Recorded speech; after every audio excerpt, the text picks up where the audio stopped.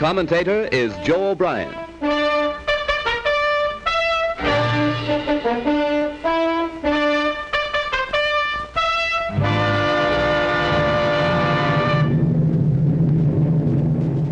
Here is the motion picture record released by the United States Navy of the havoc wrought by the Japs' sneak sky and sea raid on Pearl Harbor, America's mid-Pacific naval bastion.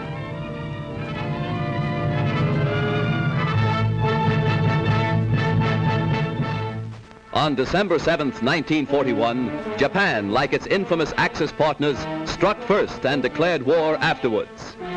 Costly to our Navy was the loss of war vessels, airplanes, and equipment, but more costly to Japan was the effectiveness of its foul attack in immediately unifying America in its determination to fight and win the war thrust upon it, and to win the peace that will follow.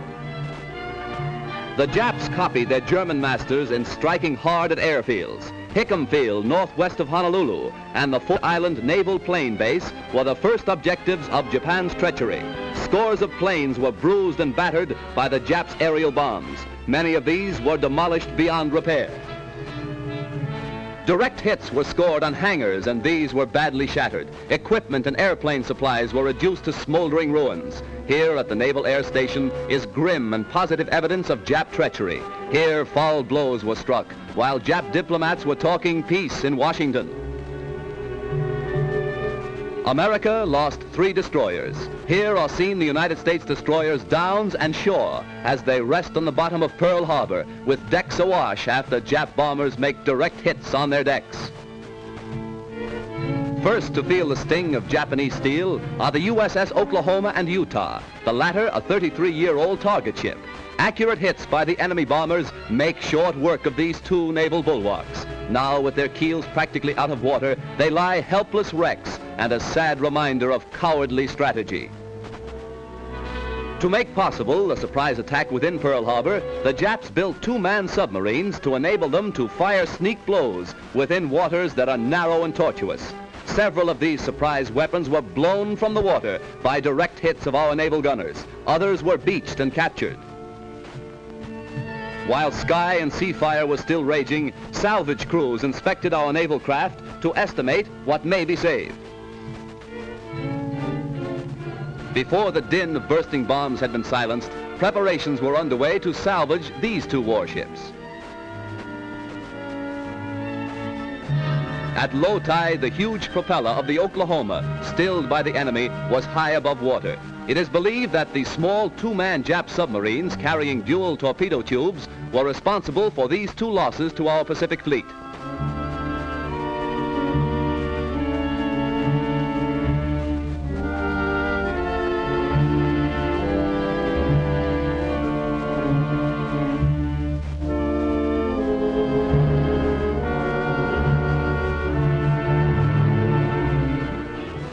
Here is the actual bombing of the mighty USS Arizona by Jap planes.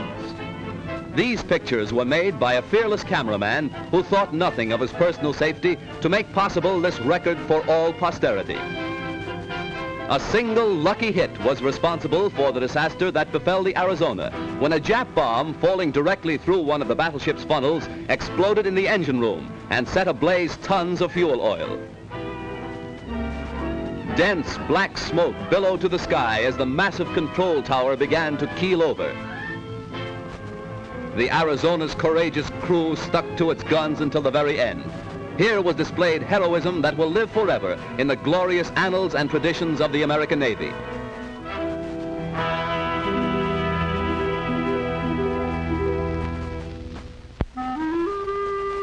The once mighty Arizona now rests on Pearl Harbor's muddy bottom, a pitiful relic of its former self, a grim monument to the treachery of Japan. The once mighty dreadnought's armor plate is twisted and torn, but the great battleship's control tower still stands, a defiant beacon that in days to come will cast its shadow upon Nippon's very shores. At Pearl Harbor, at Hickam Field, in the bomb-pocked streets of Honolulu, ever is written history. History with a tragic, treacherous pen. History that 130 million Americans will never forget. And in days to come, the Japs, too, will remember Pearl Harbor. Here is a tragic, unforgettable page in the annals of America. Here, the cunning deceit of the Japs will never be forgotten. Here, they hoped to score a knockout before the war began. The Arizona's gun crews, battered and broken, fired to the last, their guns pointed skyward from whence the enemy appeared. The Jap sneak blow cost hundreds of military and civilian lives. The treacherous attack cost our Pacific Fleet 2 battleships outright, another capsized, the loss of 3 destroyers and a mine layer.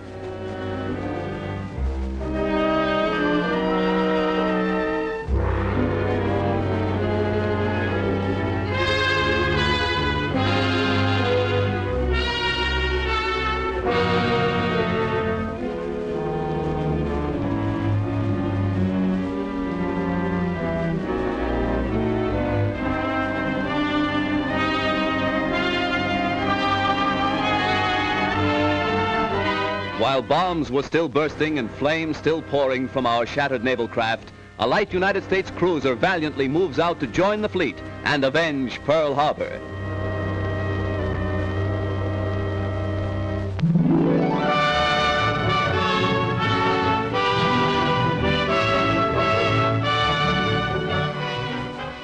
June 3rd, 1935. The Normandy, $60 million luxury liner, comes to America on its maiden crossing of the Atlantic, an event that occasioned a marine demonstration that will live in history. Whistles blew and sirens shrieked a mighty welcome to the new Queen of the Seas. The famed skyline of America's greatest city formed a fitting background for America's greeting to one of the most stately ships that ever crossed the Atlantic. 6 years later, shortly after the United States entered the war, the Normandy was seized and placed under naval guard. Hundreds of civilian workers were put aboard the Normandy, renamed the USS Lafayette, to strip the vessel of its costly furnishings and to prepare it for war duty as a United States transport.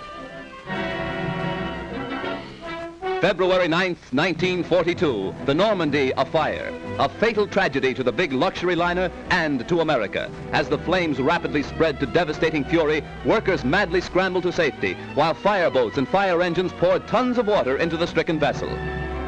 All fire doors, vertical and horizontal, were closed to protect the ship's vitals from the flames, but this was all in vain.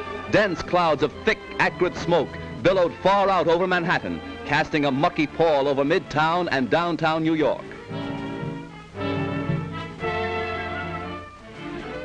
While the blaze was at its height, hundreds of doctors, nurses, and first aid workers were rushed to the scene to remove the wounded and to administer first aid to scores overcome in their efforts to stem the fury of the spreading flames. Millions stood in awe when the Normandy first reached America on its triumphant maiden voyage. Again, millions line the New York and New Jersey shores to sadly observe the passing of the doomed and ill-fated ship. Rear Admiral Adolphus Andrews, Commandant of the 3rd Naval District, ordered all hands ashore to save the lives of those who were heroically battling to keep the huge liner upright. Hour after hour, tons of water were pumped into the Normandy, causing a bad list to port, as strong hawsers snapped and tugs strove to push the giant vessel close to the wharf.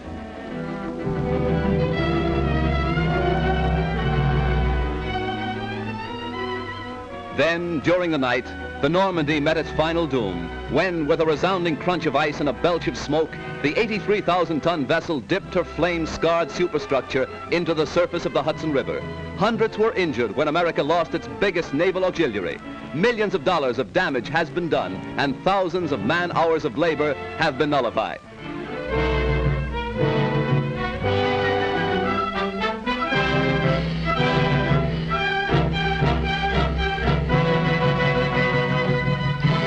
Accident or sabotage, the world may never know. But the fate of the luxury liner Normandy, rechristened the USS Lafayette, is one of the major catastrophes of our day.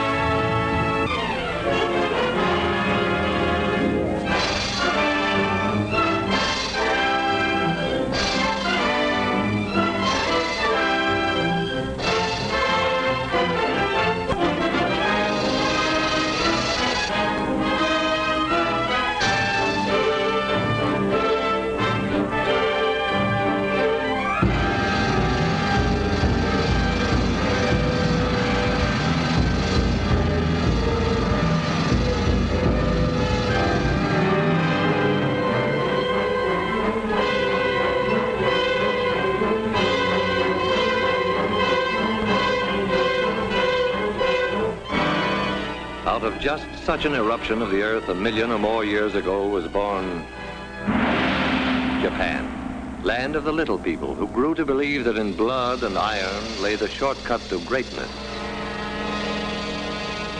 Land of philosophies and religions stranger than their names, like Bushido, the medieval code of slicing a victim with a samurai sword. Hako Ichiu, which means the four corners of the world under a Japanese roof.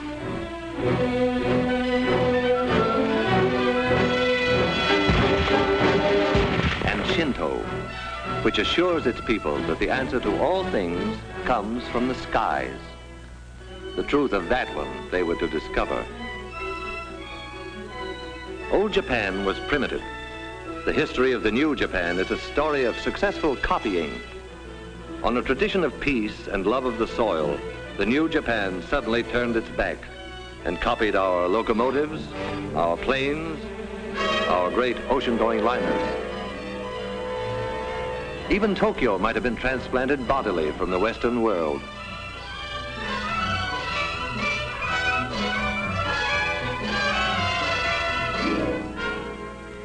Japan's plans for world conquest were financed by the fine thread of an industrious caterpillar, woven into silk and stamped "Made in Japan" for its English-speaking customers.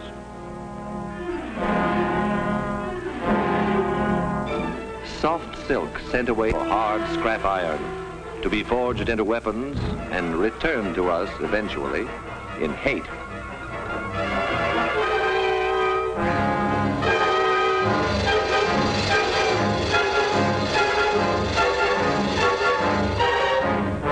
Made in Japan became a sentence of death.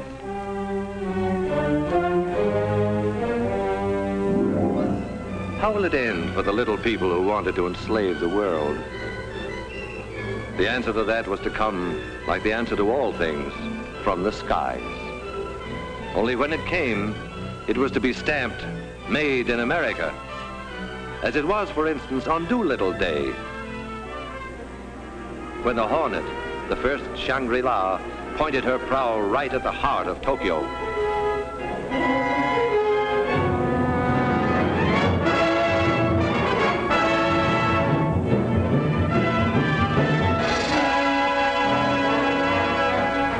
This was the first brief answer to Japan that came from the skies.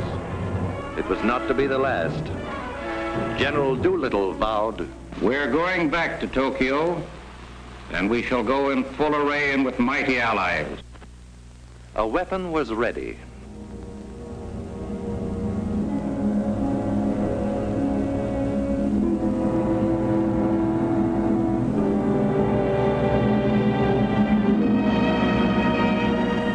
Through these forbidding doors, ceaselessly, day and night, come trains bearing the materials that skill weld, forge, and rivet into an instrument dedicated to the destruction of the enemy.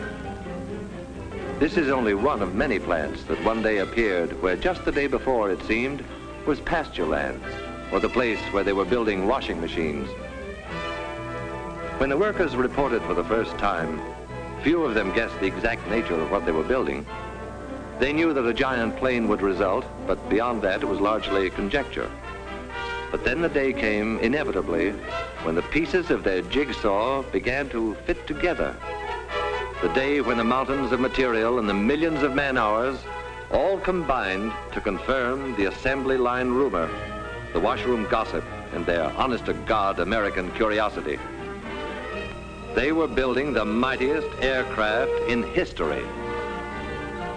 They were building a plane for the Army Air Forces that would reduce the huge Fortresses and Liberators to medium bombers. They were building the Boeing-designed B-29 Superfortress. And this is how they built it. Enough aluminum is stored here to lay a silver carpet over every street in Tokyo. Aluminum sheet to be brought to life by these machines and the workers who operate them. They give it shape and personality. Their stamping machines, their presses, lathes and drills, coax it and pound it and pierce it into the multiple patterns prescribed in 50 tons of blueprints. It was bauxite a month ago, dead in the ground. Miners dug it out of the Arkansas hills. And then in some distant factory, bauxite came in at one end, an aluminum sheet rolled out the other. One day from now, in the stratosphere above the clouds, it will mirror the sun. In a month, out of the ground and into the sky. These will be the wings to take it there. From the confusion of manpower and equipment within this massive jig will emerge the fabulous 117, a wing of completely new design, which will carry more weight, faster and higher than any other wing. The jigs themselves, the fixtures and the tools were designed so that unskilled workers could be expert with them in a week, whether they were farmers or clerks, cotton pickers or housewives, salesmen or ex-soldiers. The wing is of awesome weight and dimension, yet a girl can lift it with about the same effort that she would need to adjust the flower in her hair. Space and the handling of bulky parts have always been problems in assembly production. The engineers who designed this plant solved both problems at once with a few strokes on their drafting boards. They moved traffic to the ceiling. Thus, they allowed workers more time at machines and machines more time at work.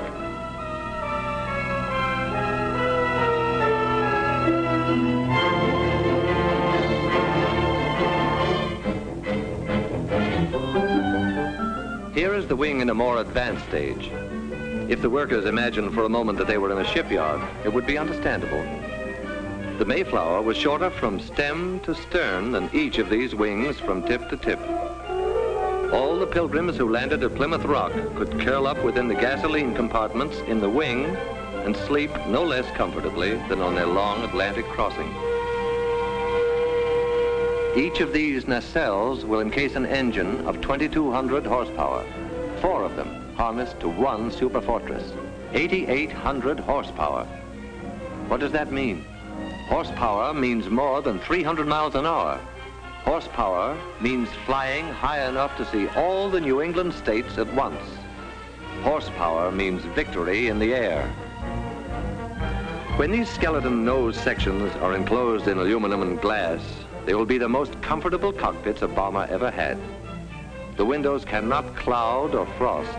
The pilot's instrument panel is less complex than the dashboard of an automobile. Soundproofing allows talk without the interphone.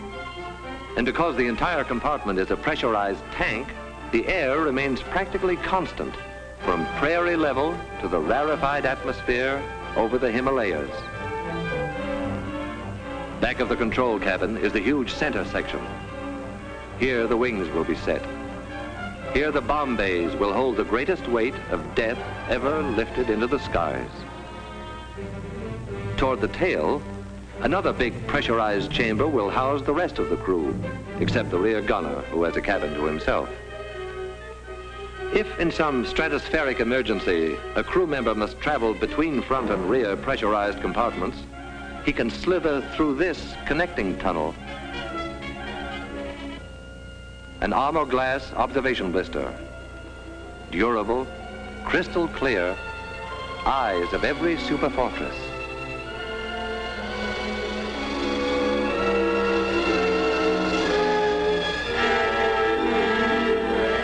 The prefabricated sub-assemblies are manufactured by other contractors and shipped to this plant by the carload.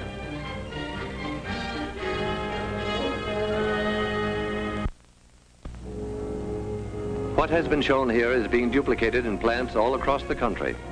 Identical miracles of modern machinery, nursed and tended and made productive by people who look and think like these people.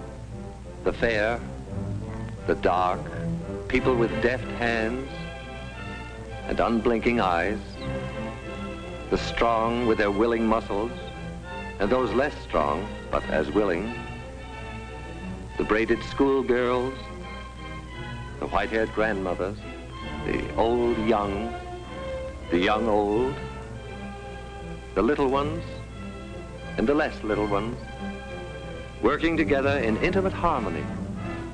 Their product, death. Their goal, peace. These workers are the lucky ones who see the finished product of their labor roll off the line. Every hour of every day, they are witness to this awe-inspiring ceremony, this tremendous wedding of material and man-hours, this climax in the history of man's conquest of the air.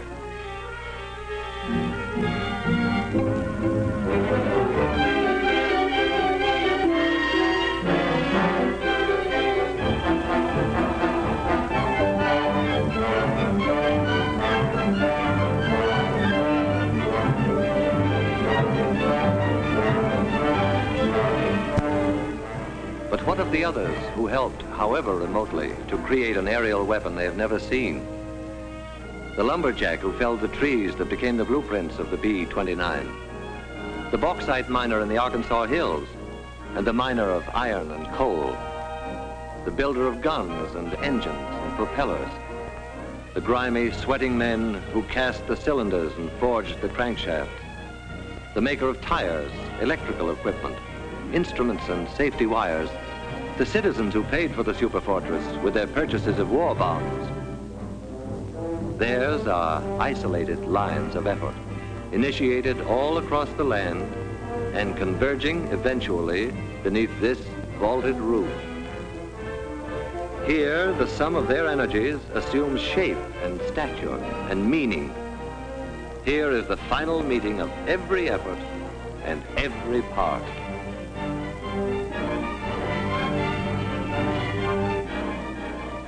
A bold insignia will proclaim to the enemy that this is the proud new weapon of the United States Army Air Forces.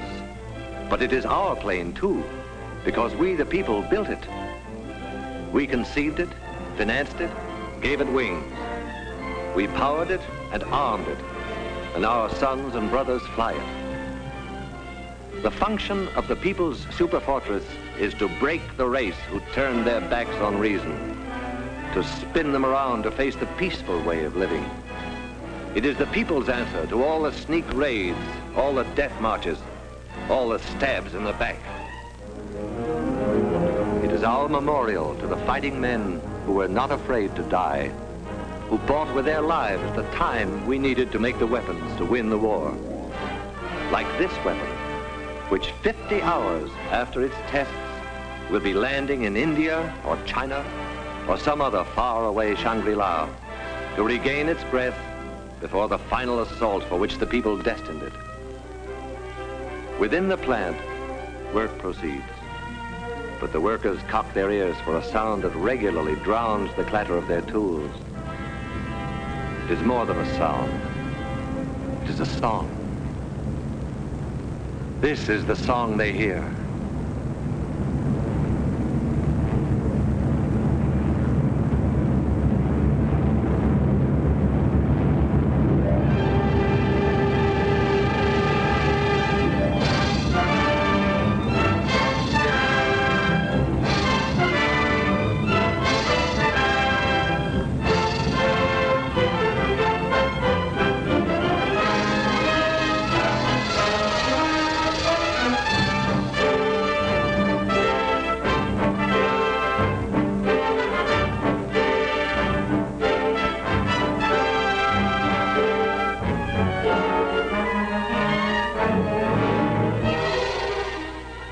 The story begins in 1939, when the far-sighted Army Air Forces said, "We want a plane for our defense that can fly a bomb load thousands of miles out to sea and return."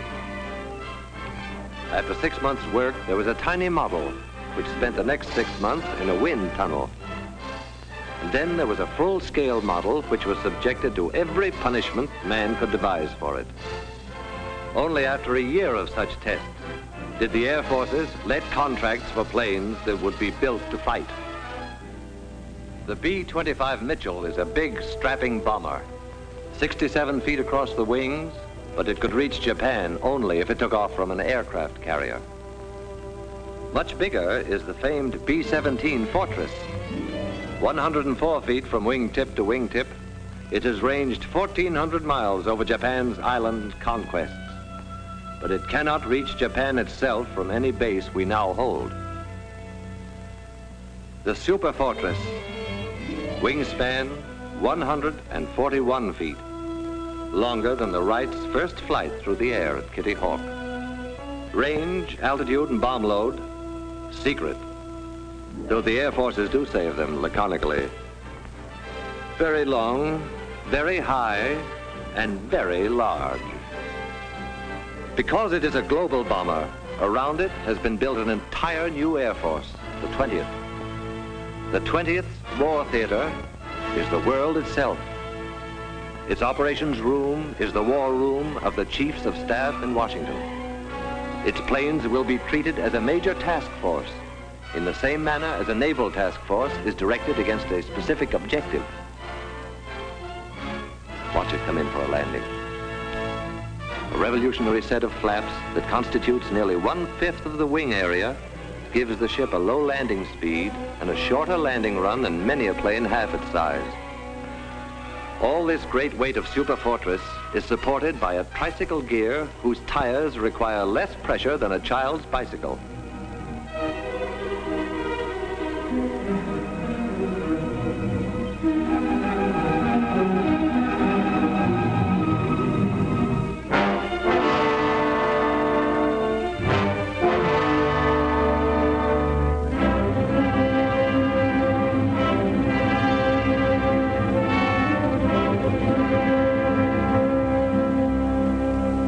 Somewhere in Western China, 500,000 nameless people wrote their magnificent chapter in the saga of the Superfortress. 2,000 years after their ancestors built the Great Wall for the defense of China, these farmers transformed saturated rice paddies into airfields for offense against a new invader. They had no machinery as we know it, only their million hands and a searing memory of anguished years since Japan set out to annihilate them. Stone by stone, layer after layer, bound together not just with muddy water, but with the blood of their brothers who died under the samurai sword. And soon there were runways to bear the weight of a whole fleet of superfortresses. Revenge for the nameless people was close at hand.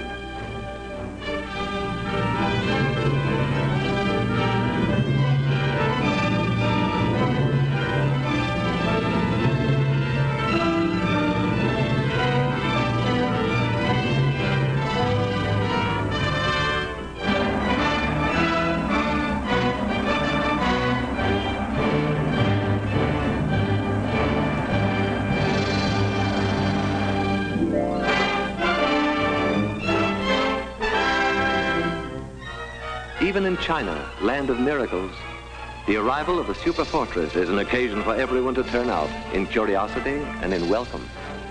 A welcome now, but journey's end on the other side of the globe is only the beginning of another, grimmer journey. The tanks will have to be filled, the engines given a final check, the guns armed, the bombs set in the racks, and then briefing. And the assembled airmen will listen to words that a few years ago would have been fantastic, but today roll casually off a briefing officer's lips. The target, gentlemen, is Japan.